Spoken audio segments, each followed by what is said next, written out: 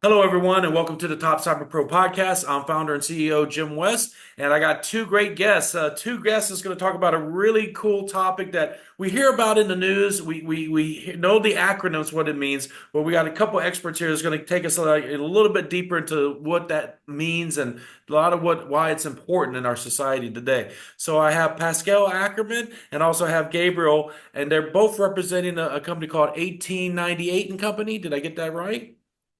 Yes, you did. You Wonderful. got it. Well, I'm going to turn it over to you, gentlemen, to quickly introduce yourselves, talk about what you do, what your mission of your company is, and kind of what's the day in the life of being someone that's focused on ICS and OTIT. So, gentlemen, either one of you can take it away.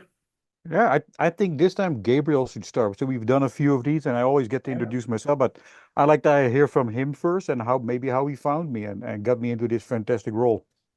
Yeah, so let me jump in. So first, 1898 is part of Burns and McDonnell. 1898 gets its name because of when Burns and McDonnell was actually founded. And so for those that don't know, that's an engineering firm that's been around since 1898, doing critical infrastructure, right?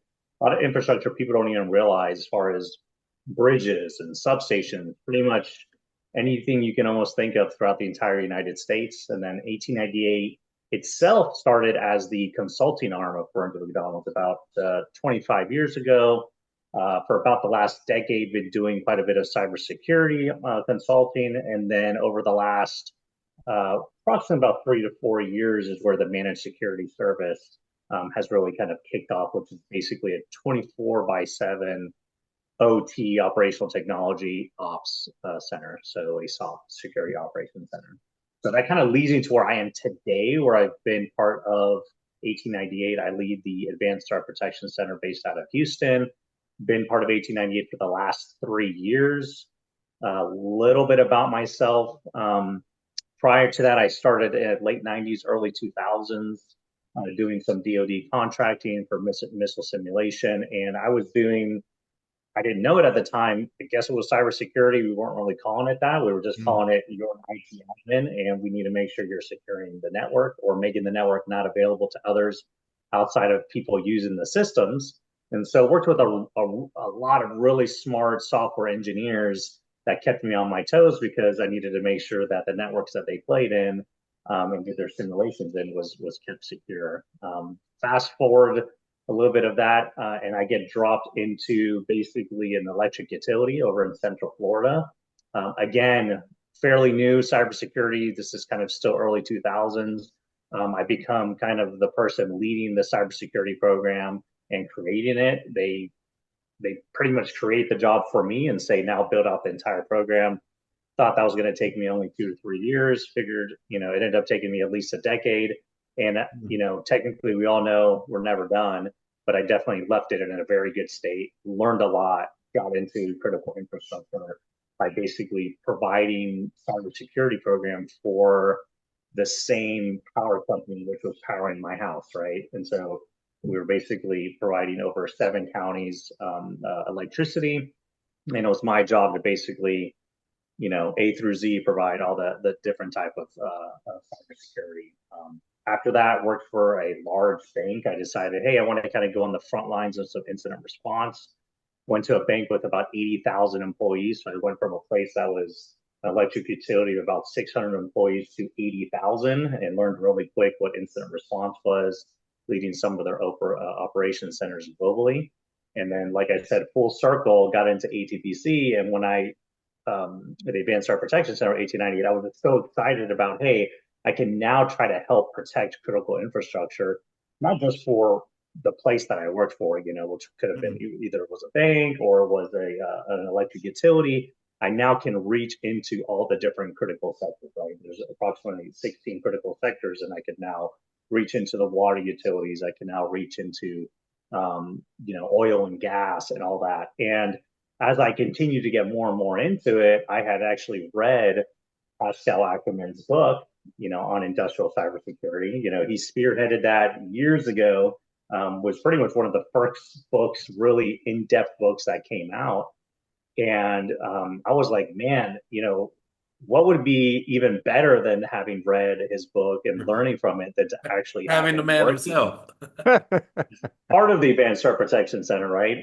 And so that's really where my social engineering and stalking of Pascal kind of began, and just back and forth of talking with him. And I really just kind of explained to him the vision, told him what was going on here at 1898. Like I said, the managed security service is fairly new, only been about 3 to 4 years. And when I started explaining to him about how we could reach into all these different critical infrastructures and do threat hunting and do, kind of helping operational technology, I think that excited him enough for him to come join. And so with that, I'll let you, Hey, a man who needs yeah. no introduction, but either way, I'll let you introduce yourself, Pascal. No, thanks. Yeah, and you hit me at just the right moment too, right? So I have been in so many environments. I've been with so many customers, and I had that conversation about cybersecurity and mostly managing cybersecurity in industrial control systems so many times that I had already made the decision that I wanted to start moving my career more into like an MSSP or a managed service provider role, because I wanted to be able to hit more customers and be able to do more stuff like that, right? So with that, really quick, my background, I started off as a controls engineer building equipment. This was back in the days when OT was still OT, right? It was just operational technology. You had a skid or you had a machine that was just communicating over serial buses or proprietary protocols. So there was no IT involved. And in my opinion, at that point, you couldn't really call it an industrial control system because it wasn't broad enough. It wasn't involving enough technologies at that point. But that's where I started. The company kept sending me out all over the world. As a Dutch citizen, I got involved with companies like Campbell Soup, Dean Foods, dairy products, and all that stuff. And at some point, I made the decision to move to the US. And the company I started working with had like 25 sites all across the US, and we started to network that stuff together. And around that time, also, we saw the convergence from pure OT systems to start incorporating IT protocols and technology. Think about Ethernet on your PLC backplane. It was unheard of that at that point, right? So you could start doing that. So I started implementing that. I got to be honest, I was one of the first to do it completely wrong as well. And looking back, and now that I know how it's done properly, I'm like, oh my God, did we do it that way? But we did. And we built smart factories that way, to the point that became my full-time job, just building industrial control system networks. And I started to learn more and more about the security side of things around it while we were building it. And that really got my interest. So at some point, I started focusing more on the cybersecurity side of things, joined Rockwell Automation, where I helped develop like the converged plant-wide Ethernet documentations, or the CPWE. If you've ever been on their website and you look through all of those titles they have, and there's like 15 or 20 of them now, the ones around IDMZ, or the industrial demilitarized zone, is what I had most of my input in.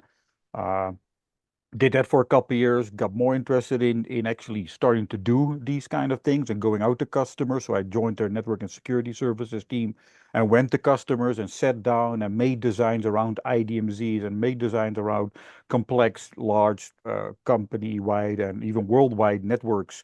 So that was really interesting. Did that again for a couple of years. I got more of the attacker bug at that point, and I joined a pen testing company where they basically said, "Hey, we want to start doing ICS pen testing." And this was GuidePoint, by the way. They said we want to do more of ICS pen testing. Can you come and do that for us? So when I got on board, they said, "Well, we don't actually sell the service yet. So can you build the service?" I started building the service, but then a lot of their customers are pure IT based. So when we started talking, they're like, "Well, we're not completely ready for pen testing yet. We want to do like architecture reviews and more of the high level services around it." So I ended up building an ICS practice more than an ICS pen test service. And at that point, the projects we were attracting weren't really what I was looking for. And at that point, Gabe started pinging me, and they're like, "Hey, I got this fantastic role open for you." And like I said, it was just the right time. And I have talked with so many people who could use the help of a good dedicated OT SOC or OT security operations center, as well as an OT centric MSSP. So I made the change, and I haven't regretted a single minute. Awesome. I love it when, everything just comes together, the planets Right? align and so forth. And I just kind of want to take a moment to kind of, there's a lot of information said here. And for anyone watching this that's not in cybersecurity already and not familiar with a lot of the acronyms and terms we're using, I just want to kind of give a one-on-one real quick. So we have OT, which is operational technology. And of course, a lot of folks hear about information technology, IT. And so what Pascal was talking about in the early days, when you have like factories, plants, manufacturing, it could even be chemical. I worked for DuPont Dow Elastomers for many years. And when, earlier Gabriel mentioned electrical substations, we have all these components that support. When you think of a factory, there's a lot of other subsystems and other platforms that all kind of work together to do the functions of like a chemical facility, or like Campbell Soup manufacturing, cans of food requires a lot of moving parts and sensors and so forth. So what OT technology is, when you think of like the robotic arms and these systems that are automated, you just hit the switch and they start operating.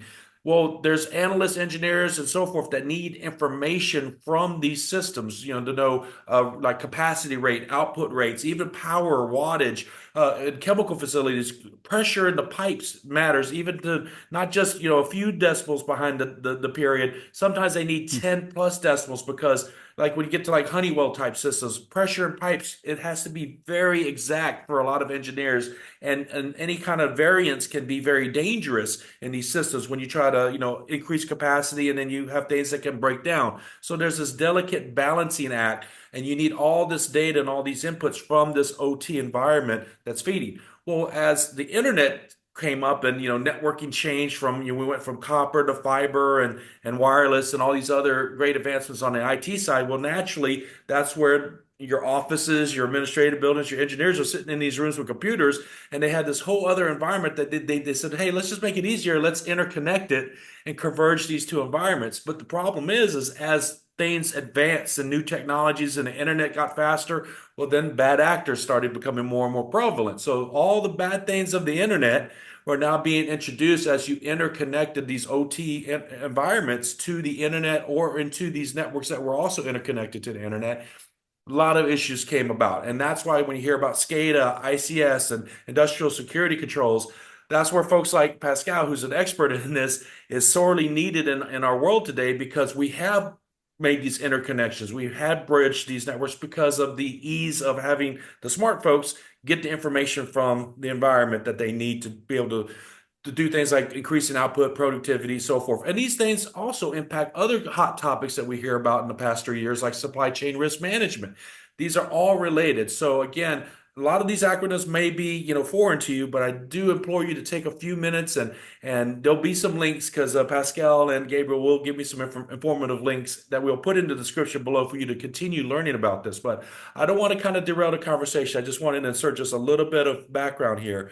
But Pascal, I definitely wanted to ask, today, obviously there's a lot of changes that's happened in the past, 20 plus years. And I know you've got a long, I think 25 plus years in your career working on this. 1999 is when I started. 99 Y2K. A few of us will Yep. remember the Y2K transition. They But shipped me around the world for Y2K with a briefcase and a couple of devices, and I went to like 40 countries in like 60 days. So I mean, and that's what it took. I mean, so many people we didn't know what was going to happen when we hit that date flip.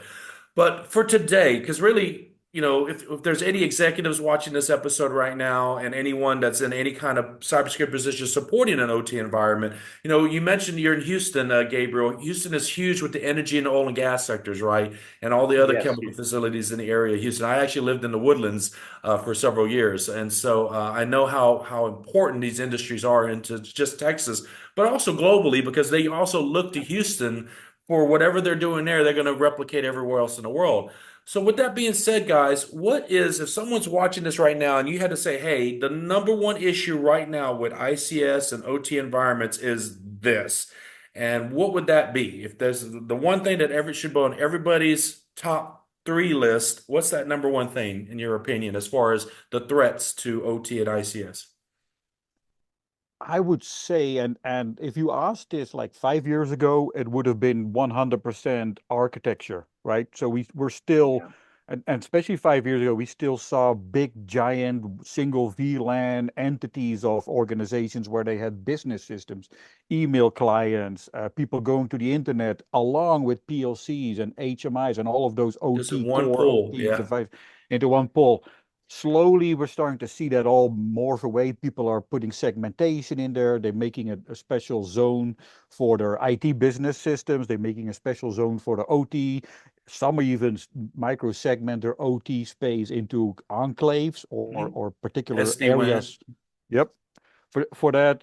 So but that's still number one. If you're going to do nothing else, I think segmentation is the most important. So we typically call that build a defensible architecture with the segmentation, with choke points in place. And choke points are particular designed areas of the network where all the traffic traverses. So that makes it easy to bolt on what I think is currently becoming the most important issue is visibility. So you bolt on a security monitoring solution like take your flavor, the Nozomis, the Dragos, the Clarities, the Tenables out there. You bolt that on.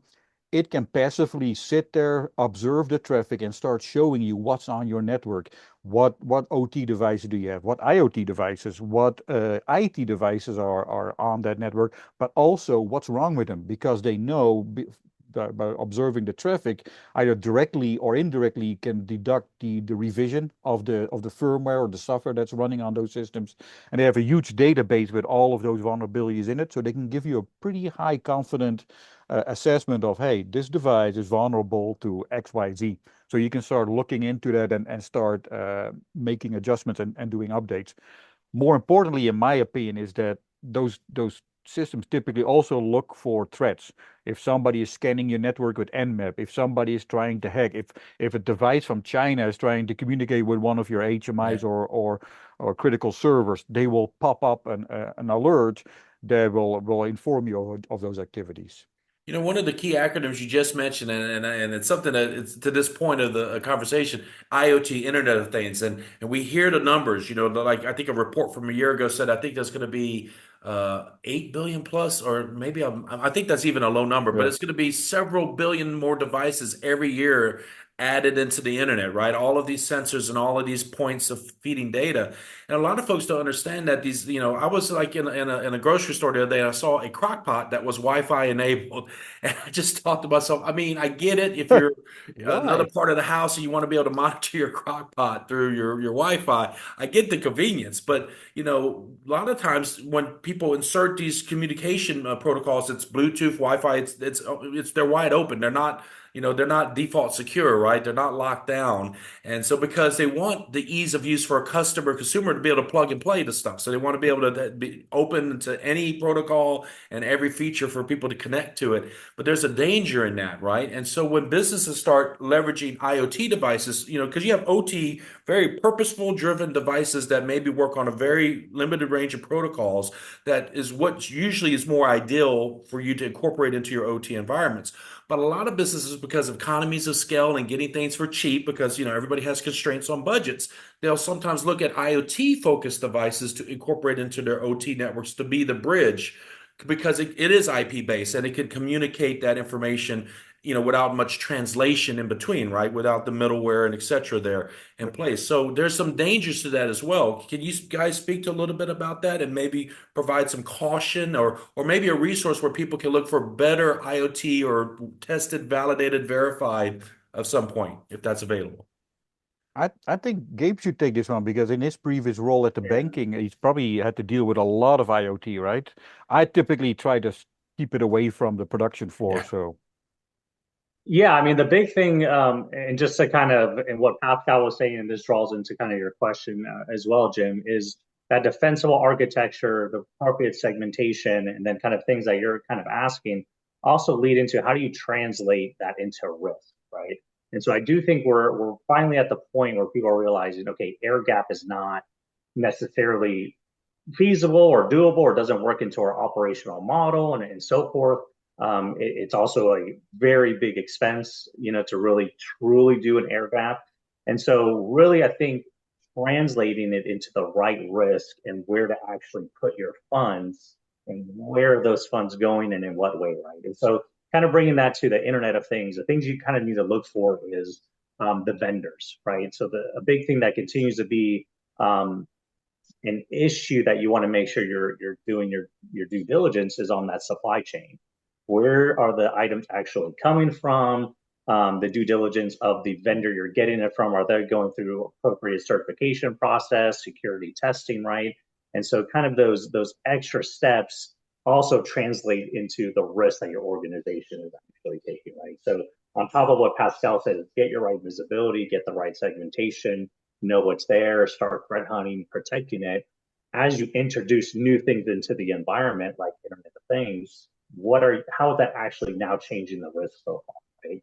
So sometimes cost can be something very cheap to kind of get into the IoT, Internet of Things, but then you can, in the long run, have a higher cost because now you're trying to patch vulnerabilities and trying to do more threat hunting, right? And trying to, sometimes you're going as deep as looking into the code because you're like, hey, what's actually something's going on here that we're not aware of, or that it shouldn't be, anomalies, it shouldn't be behaving this particular way, right? And so sometimes going cheaper at the beginning ends up costing you more. So I think the big thing, kind of big picture, is kind of start holding some of those vendors accountable and getting them to do certain certifications and security checks to Well, the actually know what you're government getting into. in the past, 10 plus years, the government has made a lot of strides into one trying to, help with these, considered critical infrastructure. So there's an agency Yes. called the Cybersecurity and Infrastructure Agency, CISA, who does a phenomenal job, with things like the election fraud.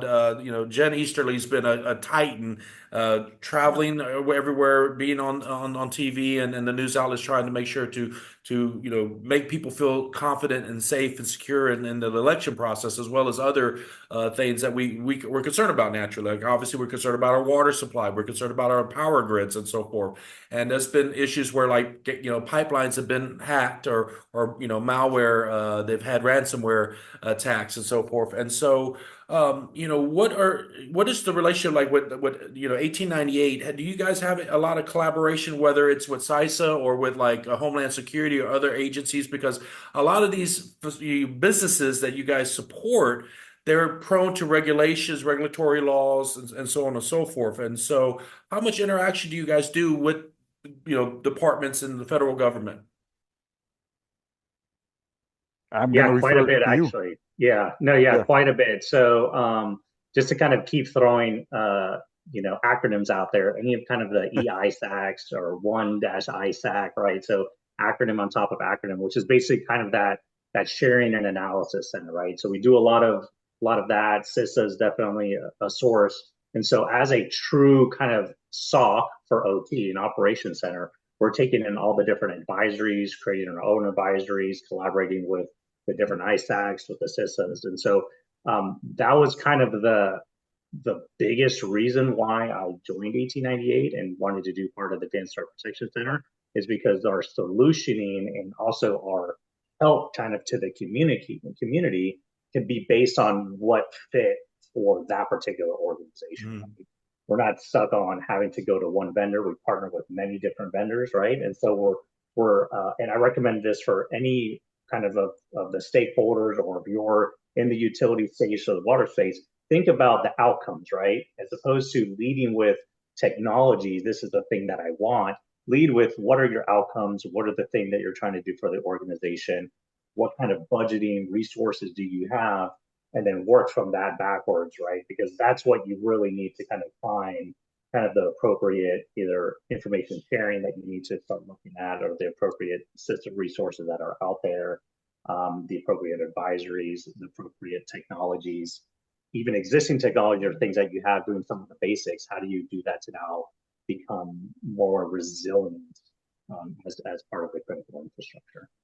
So I've had on a previous episode here in season three, I've had John from the CTID as well, and some of the things we talked about is industry and different people collaborating, information sharing, as you already mentioned, Gabriel, which is really important because instead of all these businesses kind of keeping themselves siloed off and not sharing what they're experiencing in the wild and in their networks, that now they're bringing more people together with that information sharing so that everybody can kind of be looking out for everybody. Can you maybe elaborate on what that's been like for your business and to working with other, organizations and other groups that are collaborating to share information? Is that because a lot of people don't realize that there's a lot of collaboration that does happen, and it's a good thing, and we want it to continue to grow. But what has been 1898's experience so far with that information sharing in regards to threat intelligence?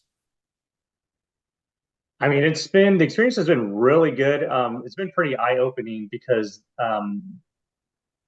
I guess I shouldn't be surprised as long as I've been in the OT community. But OT is really, when you get past hey, this is the software or the vendor or the product I'm selling, you're typically truly finding the different organizations that are trying to kind of make a safer critical infrastructure. Right? And so ultimately, I see a lot of the good collaboration. We're getting a lot more technical. And so I'll use just a recent example just because we happen to be one of the major collaborators with one ISAC, right? We're able to do different presentations. We hear presentations from the different collaborators, from the different partners, and so bi-weekly they're bringing these groups together, and we're trying to figure out the problems. What are the most likely risks to the different parts of the industry? Where should we be putting our focus? How should we be looking at risk? How do we explain things to the stakeholders? Sometimes the biggest hurdle is just being able to translate to the stakeholders and getting the appropriate funds of why something is actually a risk. Why should someone that is not day in, day out inside of OT, operational technology, let alone day in, day out inside of cybersecurity, but yet they've been now, held responsible to try to secure this organization because their operation is to provide water, to provide electricity. How can you, beyond anything, how do you convince them to basically say, this is truly a risk, this is truly a problem, right? Mm-hmm. And so you get everything from super, technical IOCs, IOAs, also how can you present this now to your stakeholders because of, this is the risk that we're actually now seeing, right? And the thing is, we don't all see the same types of risks. As an operations center, we see a lot of different risks. The different utilities, the water utilities, they're all seeing the risks. Not everyone's getting hit at the same time. And so if we're able to collaborate and they can say, hey, we're getting hit really hard by these business email compromises, which could actually, an IT impact can actually lead to an OT impact, right? Because a lot of breaches start from the IT business side and work their way in. Then they're also helping kind of put the rest of us on alert, right? It's basically helping the community kind of, have a strong force in numbers, basically. So a lot of folks, when they think about, attacks and breaches, I mentioned there was a pipeline that had the ransomware attack that was in the news. I guess speculation is they paid the ransom. And a lot of folks, that's their only option, because you can't really go after the fact when something's been encrypted. But with all that being said, a lot of folks, there's been some very, very concerning things happen in the past 10 years. And one of those things was the world's first cyber weapon that actually was focused on attacking what would largely be considered a closed restricted network at an R&D facility in Iran. It was Stuxnet. And Stuxnet followed by Dooku was two very, very, very concerning threats that have entered into the arena of OT and ICS security, because now it's what happens when we have another similar cyber weapon like that attack electrical subsystems or any of the components that starts the domino effect of what is truly considered a denial of service attack. A lot of folks don't think of denial of service. They think about saturating and overwhelming a server or the networks. And that's one facet of that. But the real goal of denial of service is destruction. And if what Stuxnet was built to do was to destroy the centrifuges by having them spin too fast and set their program back by years, unfortunately, it was only months. But the concern is that the genie's out the bottle. We now know there is a capacity for someone to introduce malicious code that can cause physical damage, and not just physical damage to maybe the current operation, but maybe even long-term damages of effects of maybe not allowing filters to filter our water properly, which would maybe increase sickness rates or increase maybe potential carcinogens into our water supplies or issues with our electronics. There's all kinds of things that could have longer-term effects that we might not see today.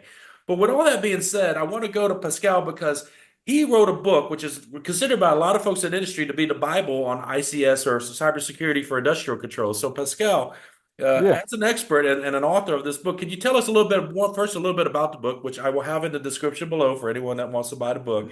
But can you talk a little bit about the book and the why that you felt compelled to bring this to industry? Yeah, I got to start with saying that there's two books out there, and I fought really hard to try to make them name these books properly because they're actually volume one and volume two. But Peck Publishing decided to call them first and second edition. They're about 5% the same. Everything else is different, right? So the first book, the Green Book, which I wrote 7, 8 years ago now, is really on how to start in industrial cybersecurity. How do I build a secure network? How do I look for the fitting security program? And how do I implement that security program? How do I go about implementing segmentation, DMZs, firewalls, and all of that stuff? So that's the first book. And then when they approached me for the second edition, I already had the idea of taking the next step in my career, or to follow the books as I did with my career, and that was to talk more about visualization and having insight and having visibility into the security program and the security posture of the ICS environment. So the second book is all about now taking the tools, taking the disciplines, taking the activities to go in and validate your implemented security program and controls. So going out and doing pen testing on ICS environments, doing threat hunting, and implementing a security monitoring solution. I actually chose for the 𝗪𝗏𝗁𝗫𝗁 solution in that book, and actually went through the entire setup of how do you deploy 𝗪𝗪𝗁𝗫𝗁, what do you look for, what is it going to show you, what is it not going to show you, and how do you use this in your day-to-day activities. But that's what the second book is about. And it started off with, I wanted to write a book on threat hunting, and that's the first three. There's three chapters. The three longest chapters in there are around threat hunting. When I started writing those, I'm like, okay, well, hold on, I'm covering architecture now, so I got to write a chapter on architecture. And then I'm like, okay, now I do net. Now I do a chapter. Now I'm talking about choke points or PCAPs, and so the book got bigger and bigger. And I think I ended up with 1,000 pages. 800 are in the printed book. 200 are for download. So it's just a complete brain dump. That second book is a complete brain dump all around verifying the security posture. And actually, I was referring to the second book that you're talking about now, but I'll also include the link to the first edition or the first part one. Thank you for reminding me about the other one. But that one right there is the one that's essentially considered a Bible for ICS. So thank you for putting all the work into it and making that available to the world. Gentlemen, we could talk a long, long time about this. And I want to be very respectful to both of your times and so forth for being a guest on this podcast. But what I'd like to do now is because a lot of my audience are people that are thinking about getting into cybersecurity. They could be mid-career, they could maybe hit a ceiling in their industry where they can't really advance anymore. They're looking for something fresh, something new, or just a change in their lives. Or maybe as COVID did to the Houston area, to the energy and oil and gas sectors, it had a lot of people lose their jobs. And a lot of people were just scrambling just to still pay the bills, and they looked to cyber because cyber was still running, right? We still had to keep the networks going, and even with the remote work environments, we had to be there, right? The IT and cyber folks. And so a lot of people looked into how can I transition into cyber. So with that being said, I'd like to each of you to kind of, if we could go back in time to what was your day one, where a younger version of yourself, whether you was in college or high school, or wherever that day one was, that you made the decision that, hey, IT and cyber and security, this is going to be my career. What's the story for your day one? So I actually went to college for electrical engineering, and I did that because I started tinkering with light bulbs. I was taking radios apart and turning those into remote controlled things, right? If somebody would walk by, I would get a buzz alarm. So I really got into that. I did electrical engineering, did my degree in there, studied 8 years for that. And as soon as I got out, I started playing with PLC. So I never really used my degree other than maybe some modifications to to some machinery that I would deploy across the world. But I got into PLCs, which got me into network technologies, which got me to have a job with Dairy Gold in Seattle. And one morning I got to the plant where I was the main controls engineer, and everything was stopped. Everything was down. They had had a virus come from the IT side and spread across all of their 13 plants and had taken down all of production. And I had just read a book around Snort at the time. I'm like, yeah, I can help pin down where this came from. So I started building Snort, spent 48 hours trying to get to the bottom of it, and then I think my boss got really fed up with it, and they hired a professional. And these guys came in, they had their spiffy laptops, they had the right tools, they installed it, and I asked a million questions, and they gave me some resources, and basically that was the day that I was hooked on cybersecurity. So I started studying, and I'm still studying I to love this it. day. What a great Yeah. story. Gabriel? Yeah, day one for me, where I really remember it just completely switched, was, I was a teenager in AOL chats, for any of us. I You remember those dated days of yourself there with dial-up that AO modem. chat statement. I know, I dated myself, and they were talking about hacking and all this stuff, and I'm like, man, this is so cool, and I'm like, I thought it was neat, and just the whole thing about hacking computer systems, but I had no clue. I didn't know anything, and then I hear them talking about this thing called Linux. I had no idea what this was. So I had to make my mom rush me to the store and buy Linux because I had to get them on CDs. And I finally loaded it, and now I have this Linux system. And then I go back to AOL chats. I'm like, okay, now what? I guess I'm a hacker now because now I have Linux. And then I kept bugging and bugging and bugging this guy who I guess kind of did hacking, or what you would consider, cybersecurity. Again, an IT admin in charge of security at the time. And I kept bugging him until he finally said, you know what? You need to go just pick up this book, TCP/IP Illustrated, right? Again, like a book that was in the 90s. And it was all just about networking and protocols and all that. And that was really where I ended up getting this book. And I'm like, wait, this is not hacking. I don't see about how you're breaking into computer systems or anything like that. And the guy said, no, you need to first learn the foundations of networking and all this stuff first before you can do anything. How Any it type of works IT before you can break it. administration. Yeah. Yeah, how does it work before you can actually break it, right? And that was kind of the switch where I was, I'm like, man, if I can, this stuff just continuously intrigued me to want to read more and more and to learn about it. And that was like the day I said, okay, I'm getting into cybersecurity. I'm just gonna kind of move forward, try to learn these foundational pieces of knowledge. That at least for me, it seemed to be pretty hard to obtain, right? And having to go to a store to get a Linux and load it, and it would take literally all day. Ordering a book and reading, the physical pages. A lot of us, so used to getting something immediate. That's where I kind of really just started kind of my career. So for both you guys, I love both your day one stories, but along your early career, even to, even recently, had there been people like that influenced your career, mentors that helped guide you along your way, or just managers, directors that you work for that helped inspire you to continue your path? Is there anybody that you'd like to pay homage to? Yeah, for me that would be 𝗫𝗏𝘁𝗫𝗀. So I used part of his book as a couple of chapters in my first book, and when I confronted him with that, I said, hey, I loved your book so much that I took part of it and I updated the text and I'm using it because it just really drove home how to do risk calculations. And first of all, I didn't want to write about it, but second of all, I didn't want to rewrite it because his text was just fantastic around. So I used Really it, but he good. said, you can use that, but you have to come work for me. So that's when I joined ThreatGen.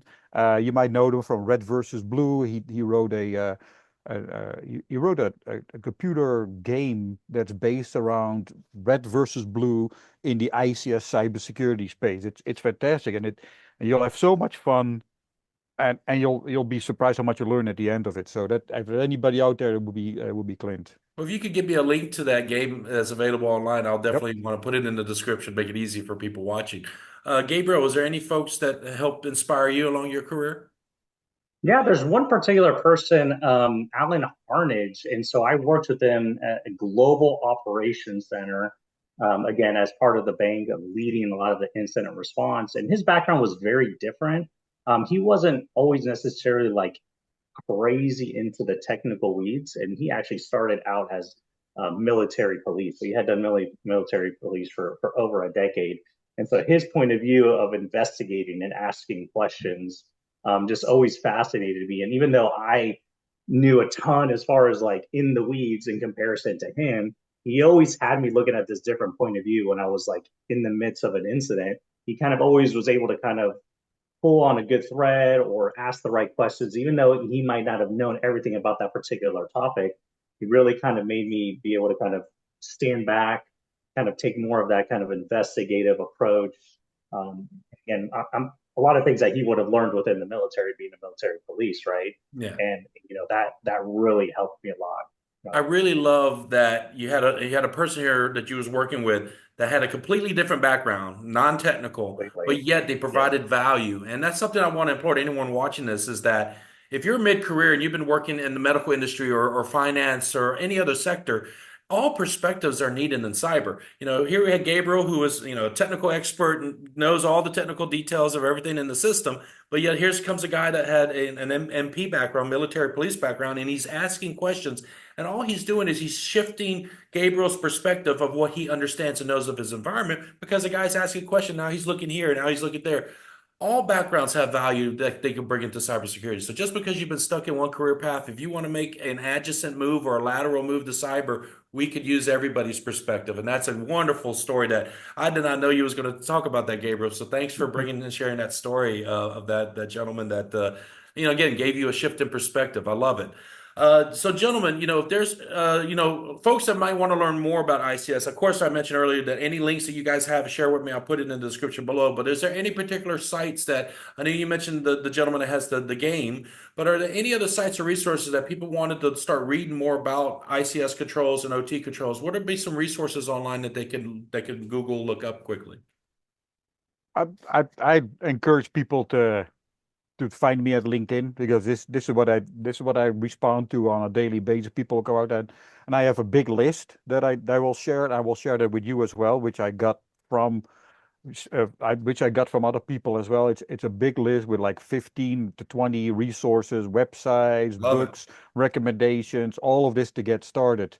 Yeah, I'll share that. Apart from that, start looking at some of the ICS risk and threat advisories and start unraveling, right? Look at the CISA, like you said, the CISA advisories, then start looking at the companies that those advisories are for, start looking at what they entail, write-ups about it. The Clarity Team 82 group oftentimes takes these vulnerabilities or finds these vulnerabilities and will do a fantastic write-up about it. And there's more of those companies who do that, but just find these resources that really dig into vulnerabilities, risk, so you get an idea of what's at risk, how attackers can use them, and you can just start building your skills. And more importantly, you can start looking at which facet of those resources trigger me the most, because you can have app security, you can have network security, device security. For me, it's taking things apart, tinkering with stuff, soldering of a chip, looking at the chip's firmware, finding that password in there, which is really my default go. That's what I like most about the environment, besides doing network security. Awesome. Gentlemen, I'd like to take off the top of my head, there's also, go ahead. Real quick, I know Pascal will give you a lot of links. Off the top of my head, Idaho National Labs does a lot of the free training program. Yes. If you could just Google like OT CTFs, capture the flags, and just look what's going on that year. Capture the flags is a really good way to kind of get OT specific exposure. And then I've seen recently TryHackMe is actually starting to do a lot more virtual labs with OT, where you can get a lot of practice in it as well. Excellent. TryHackMe is a wonderful site. So, gentlemen, I would like to take a moment if you guys would humor me. I like to do a little segment where I ask them kind of few rapid fire questions. There's no right or wrong answer.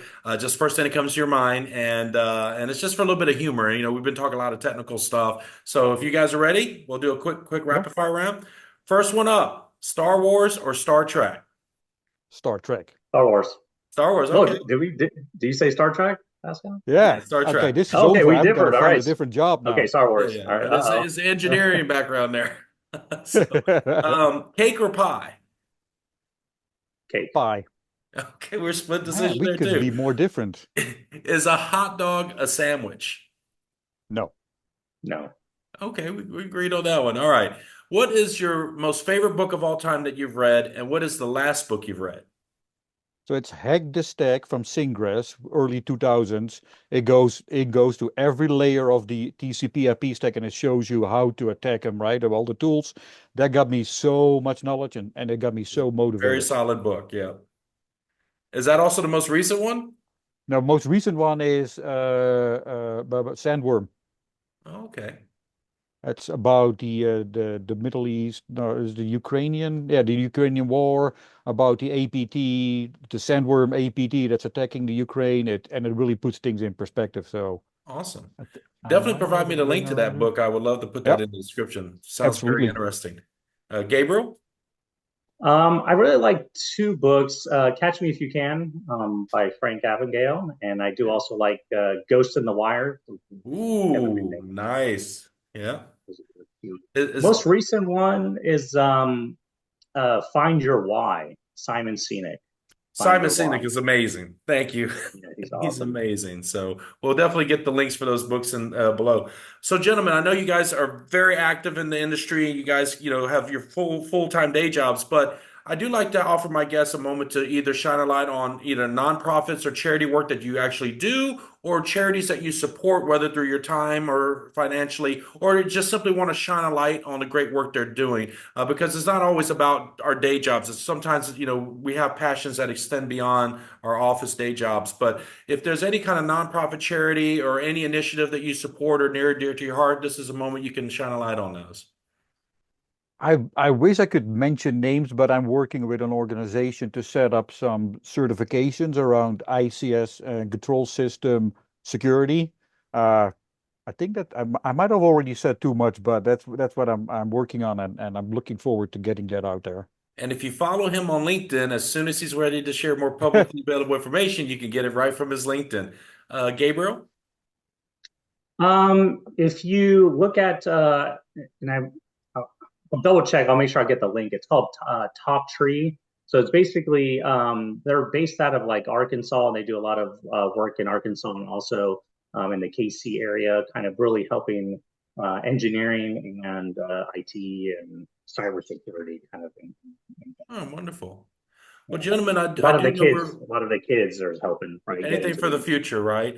So, Yeah. gentlemen, I want to give you an opportunity. If you're speaking to a stakeholder, manager, executive that has to, understand a little bit about OT, ICS, and SCADA, and all this, if you had to give any kind of guidance right now of what they need to get smart on in the next, 30 days, like if I was brand new, a CIO, CSO, and I'm in an environment where I have to deal with these threats, should be the things I need to really focus on my first 30 days to first, year in my role, whether they're current threats that people should be tracking on, a resource, like you said, for the collaboration, the threat intelligence sharing, or just in general, what would be your guidance for someone that's a stakeholder that has some influence over funding for security, the hiring for people that's going to be monitoring for that security, or even to exploring options like, 1898 services and why that's important to their business bottom line? Yeah, I'll go quick first, real quick, Yep. Pascal. So I think asking the question is, what's the most likely attack for your particular industry, or where your particular for your particular network, like what's the most likely worst date for you? And you might not have the answer to that in the first 30 days, but that should make you think about, hey, maybe we need to do something like a tabletop exercise. A tabletop exercise, if you actually do that, is going to push out and really test both from an administrative kind of standpoint and from a technical standpoint where those gaps are at. And then now you know how to improve based on what does the worst cyber day look like for you.